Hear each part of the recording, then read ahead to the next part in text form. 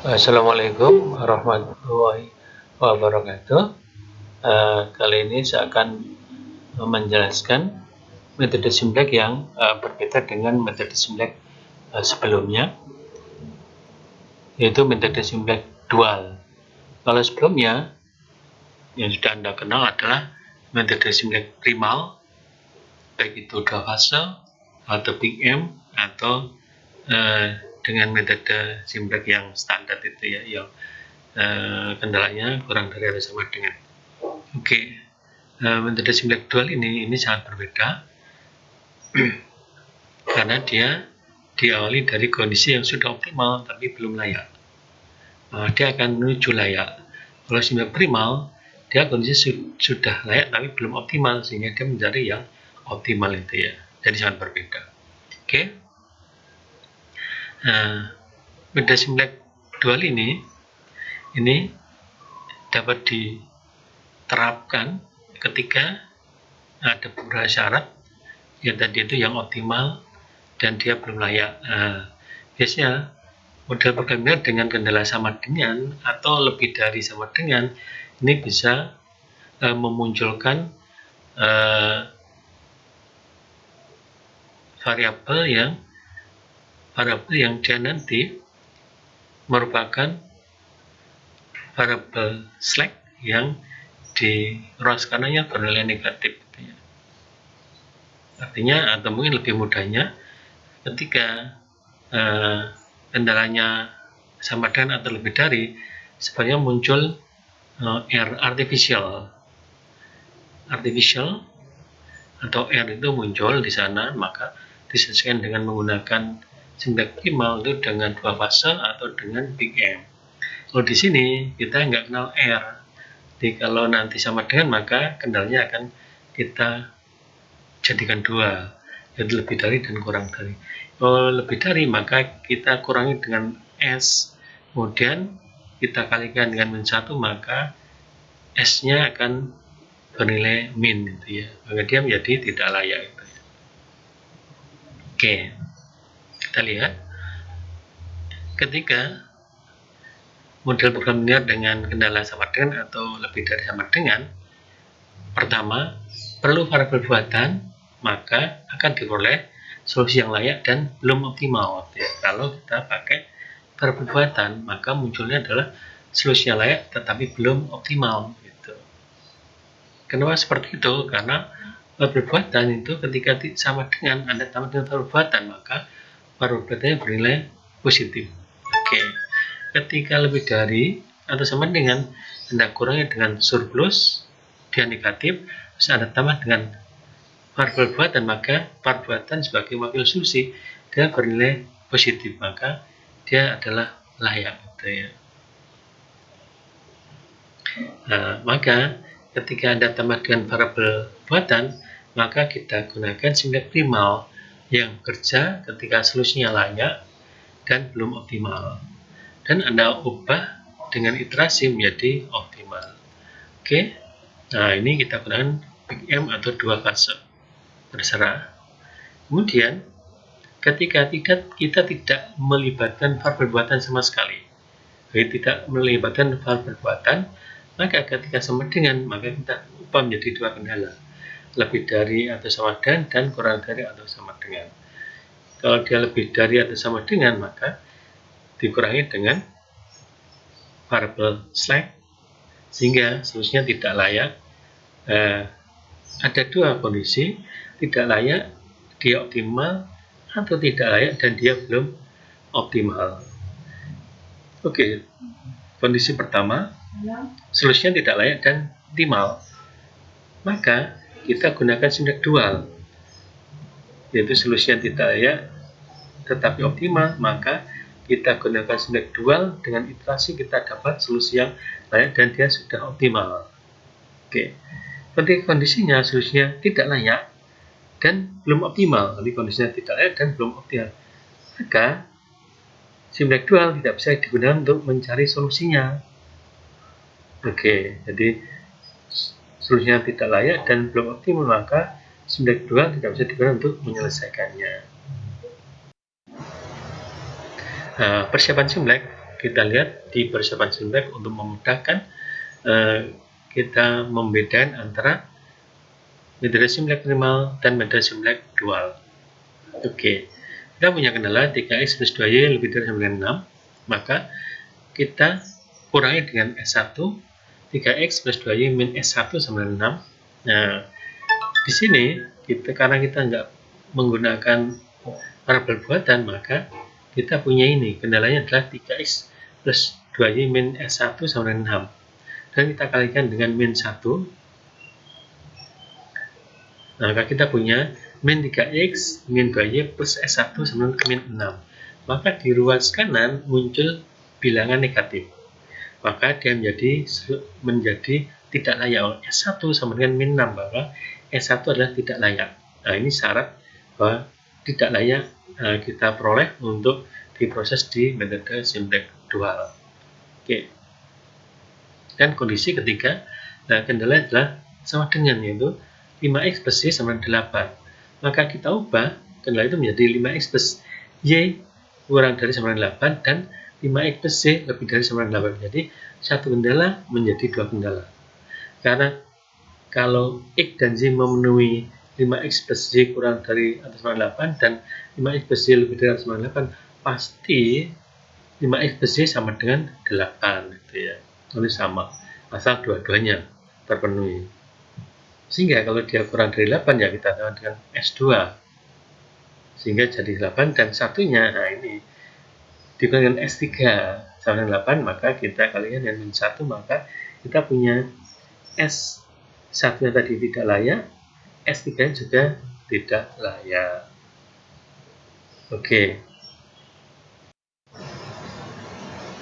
Nah, kita lihat berikutnya. Tadi persoalan Simplek kita punya solusi yang tidak layak, yaitu S1 dan S3.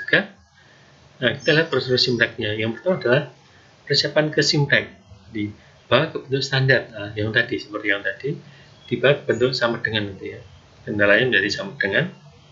Kemudian, karena Simplek dual, dia sudah optimal, maka ketika persiapan Simplek, maka kita punya solusi dan dia sudah optimal tapi belum layak. Maka yang kita lakukan adalah, pertama adalah uji kelayakan.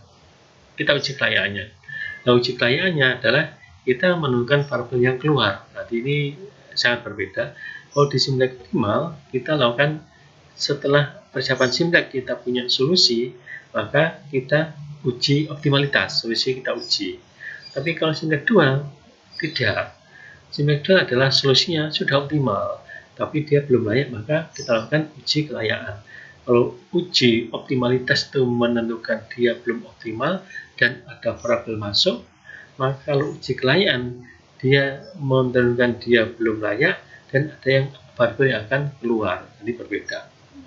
Kalau yang uji optimalitas itu di kolomnya, di fungsi tujuan, kalau uji kelayakan itu di barisnya kendala.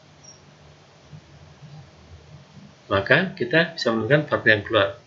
Variabel keluar itu yang bagaimana? Variabel keluar adalah variabel basis yang nilainya paling negatif, yang paling tidak layak. Itu adalah variabel yang akan keluar. Kemudian kondisi optimalitas. Jadi ketika ada yang keluar, maka harus ada yang masuk. Bagaimana menentukan variabel yang masuk? Variabel masuk adalah dia variabel non basis, tentu saja dengan 2, dan dengan rasio, nah ini 2. Kalau kasus meminimalkan, maka rasio terkecil. Kalau kasus memaksimalkan adalah rasionya adalah mutlak terkecil. Kenapa seperti itu? Nah, kita lihat.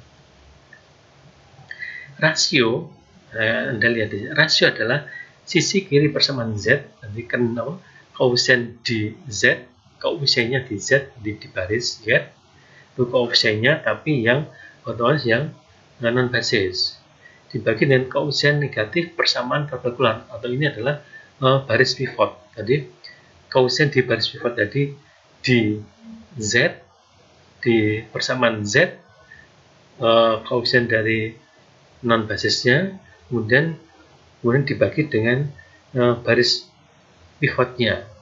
Tetapi perhatian di situ koefisien negatif. Nah, ini berbeda juga dengan simplek minimal. Kalau simplek minimal, pembaginya harus positif. Pembaginya harus positif. Kalau yang di sini, pembaginya harus negatif untuk menentukan barbel keluar. Jadi rasio itu, kalau di simplek minimal itu pembaginya positif. Kalau di sini, pembaginya harus negatif. Mengapa? Anda lihat di rasio. Sebenarnya kalau mengapa harus negatif? Karena ruas kanan yang negatif tadi, ketika kita pilih koefisien yang negatif di baris pivot, maka dia jadi satu kan, yang elemen pivotnya kan pasti dia negatif, maka dia harus jadi satu, maka kita bagi negatif dibagi negatif jadi positif, maka ruas kanan yang tadi yang negatif akan tidak ikut positif karena dibagi dengan bilangan yang negatif. Itu sebenarnya idenya, jadi ruas kanan jadi positif gitu ya. Oke, dan Anda lihat di atas tadi rasio terkecil. Nah, kita lihat karena misalnya kasusnya adalah meminimalkan, oke, maka di Z variabel non basis meminimalkan, dia sudah optimal. Perhatikan, dia sudah optimal. Oke, berarti koefisiennya adalah kalau meminimalkan sudah negatif semua, sudah optimal. Kasus meminimalkan, variabel non basisnya pasti negatif semua koefisiennya. Karena pembagian juga negatif, maka negatif bagi negatif pasti positif. Oke, maka rasio terkecil. Tuh. Kemudian kalau memaksimalkan, maka di fungsi tujuan di Z-nya dia sudah positif semua atau 0. Non basisnya positif, non basisnya atau 0 ya. Jadi biasanya non basis adalah dia positif. Kenapa? Karena memaksimalkan dan dia sudah optimal, maka dia positif. Sehingga kalau pembagian negatif, pembaginya harus negatif. Kalau pembagian negatif, maka dia pasti negatif. Yang di atas karena dia optimal, maka koefisiennya positif pasti. Yang variabel non basis, kemudian pembagian negatif pasti dia menjadi negatif sebenarnya. Ya, karena kita prinsipnya adalah rasio terkecil, maka kita pakai mutlak terkecil karena dia kan bilangan negatif ya. Kalau kita pakai negatif ya nanti negatif terbesar gitu kan ya. Kan mutlak terkecil kan negatif terbesar gitu ya. Min 5 dan min 7 pasti besar, min 7 negatif terbesar. Jadi mungkin ini agak menyulitkan, kita pakai mutlak terkecil. Nanti prinsipnya tetap terkecil, tapi kalau max itu mutlak karena dia positif, pembaginya negatif, maka dia adalah negatif, maka kita mutlak terkecil gitu ya. Jadi seperti itu. Ini untuk menentukan rasio untuk menentukan variabel yang akan masuk. Oke. Kemudian ketika kita sudah merubah solusinya dari yang dia tidak layak tetapi optimal, kita iterasi berikutnya menjadi dengan tadi perubahan dari variabel masuk dan variabel keluar, kita lakukan proses OPE sama dengan metode simplek yang lain. Kemudian kita dapat solusi baru. Nah, solusi baru ini pasti dia optimal, tapi kelayaknya kita cek ya. Jadi nanti kalau dia sudah layak, sudah berhenti karena memang dicari layaknya, optimalnya sudah didapat gitu ya. Kalau simplek minimal dicari optimalnya karena layaknya sudah didapat gitu ya. Jadi kalau sudah layaknya, dia akan berhenti. Itulah yang terbaik gitu ya. Oke. Untuk memudahkan, kita lihat contohnya. Minimumkan Z sama dengan 3x1 plus 2x2 dengan syarat 3x1 plus x2 itu lebih besar atau sama dengan 3. Dan yang kedua, 4x1 plus 3x2 itu lebih besar atau sama dengan 6. Kemudian x1 plus x2 kurang dari sama dengan 3. X dan x2 nya positif atau 0. Oke. Persiapan simpleknya, maka karena dia lebih dari 3, maka kita kalikan dengan S1 dan kita kalikan dengan min 1, kita dapat min 3x1 min x2 plus S1 sama dengan min 3. Kita punya S1 tidak layak. Dan di kendaraan kedua, karena dia lebih dari 6, maka kita kurangi dengan S2 sama dengan yang di atasnya, maka kita kalikan dengan min 1, kita punya S2 sama dengan min 6. Dan kalau yang ketiga, karena dia kurang dari sama dengan 3, maka kita tambah dengan slack saja. Oke, Anda perhatikan, memilihkan Z sama dengan 3x1 plus 2x2. Oke, karena memilih Z tadi ini langsung saja Z min 3x1 min 2x2 sama dengan 0 ya. Di Z nya seperti itu. Maka kalau Z nya kita buat tabel sintaknya seperti ini. Ini tabel sintaknya. Jadi yang di kendala yang S1 mewakili kendala 1, dia bernilai min 3. S2 mewakili kendala kedua, dia bernilai min 6. S3 mewakili kendala ketiga, dia bernilai 3. Dan jelas belum layak. Oke, optimal enggak? Anda cek di situ. Dia meminimalkan Z-nya, terus koefisien di Z itu semuanya negatif atau 0, maka dia sudah optimal. Jadi dia memang sudah optimal itu jaminannya. Kemudian langkah berikutnya setelah kita punya solusi awal adalah kita uji kelayaan. Kalau dia sudah optimal, maka kita nggak uji optimalitas karena sudah terpenuhi. Kita melakukan uji kelayaan. Maka solusinya mana yang paling negatif? Kita dapatkan S2 yang paling negatif, maka S2 pasti variabel yang akan keluar. Oke, maka kita punya baris pivot. Setelah punya baris pivot, kita mencari variabel yang akan keluar, yang akan masuk. Variabel yang akan masuk adalah cari yang rasionya yang karena dia meminimalkan di Z-nya dia sudah negatif, pembaginya juga negatif. Anda lihat pembaginya adalah di S2 adalah miliknya X1 dan miliknya X2 itu min 4 dan min 3. Rasio adalah di Z itu X1 nya min 3, koefisiennya dibagi dengan min 4 di S itu, S2 itu ya. Sehingga kita punya 3/4. Kemudian untuk X2 nya adalah 2/3. Itu ini rasionya. Sehingga kita punya rasio terkecil adalah di X2, maka X2 menjadi variabel yang akan masuk. Oke, maka kita punya elemen pivot yaitu min 3, itu pertemuan antara baris S2 atau baris pivot tadi dan kolom pivot yaitu kolom X2. Maka min 3 menjadi elemen pivot, maka dia harus menjadi 1. Dan di baris S2 itu semua dibagi dengan min 3, sehingga kita punya solusinya adalah 2. Kita lihat simulek berikutnya seperti ini. Ini simulek berikutnya yaitu X2 menjadi variabel masuk tadi ya.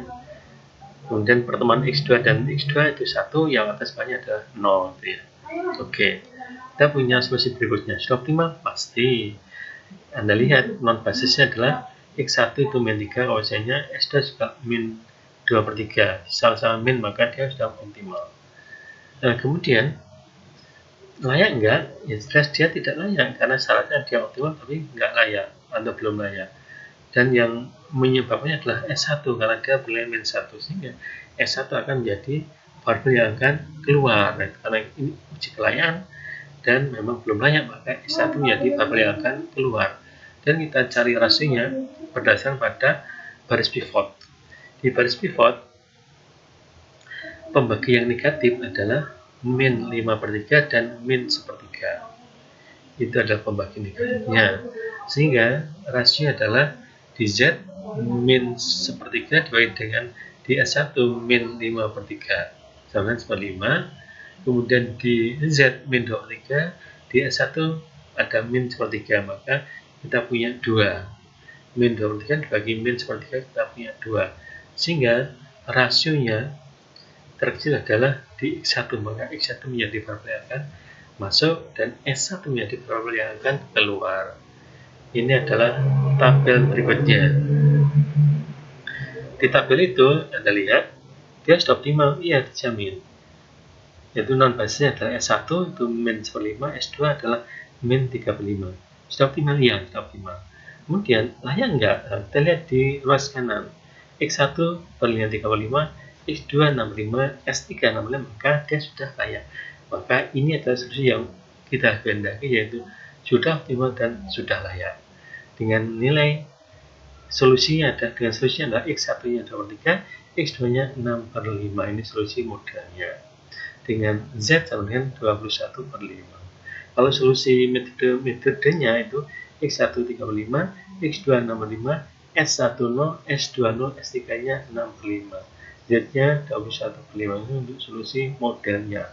Kalau solusi persoalannya ya X1 nya 35, X2 nya 65, dan Z nya 21/5. Oke. Nah, ini adalah solusinya.